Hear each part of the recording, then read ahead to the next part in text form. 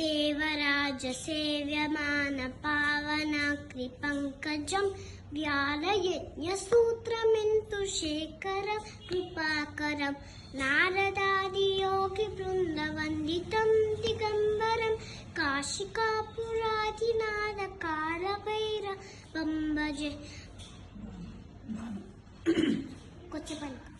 भानुकोटिभास्वरं भवाक्तितारकं परं नीलकण्ठमिप्सितदायकं त्रिलोचनं कालकालमम्बुजाक्षमक्षिशूरमक्षरं काशिकापुरादिनाथकालभैरवं भजे। शूलटङ्कपाशदण्डपाणिवादिकारणं श्यामकायमादिदेवमक्षरं निरामयं भीमविक्रमं प्रभुं विचित्रताण्डवप्रियं काशिकापुरादिनाथकालभैरवं भजे। बुद्धिमुक्तिदायकं प्रशस्तुचारुविग्रहं पद्मस्थलं स्थितं समस्तलोक विग्रहं विनिक्वनन्मनोत्मनेन किङ्किणीलसत्कतिं काशिकापुरादिनाथकालभैरवं भजे।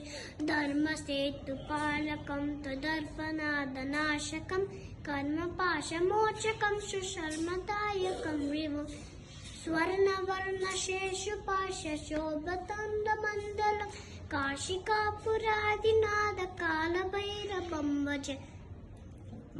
रत्नपातु प्रभादिरामपायनुष्णकं नित्यमद्वितीनमिष्टदैवतं निरञ्जनं युत्तुतर्पणाशनं परादरं समोक्षरं काशिकापुरादिनाथकालभैरवं भजे।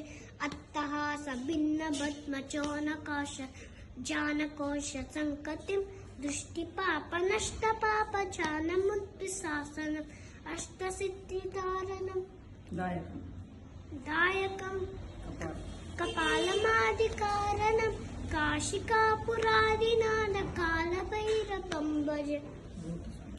भूतसन्दनायकं विशालकीर्तिदायकं काशीवासलोकपुण्यपापशोधकं विभुं पतन्ति हे मनोहरं ज्ञानमुक्तिसाधनं चित्रपुण्यवर्धनं शोकमोहदैर्यलोपकोपतापनाशनं ते प्रयादिकालभैरवं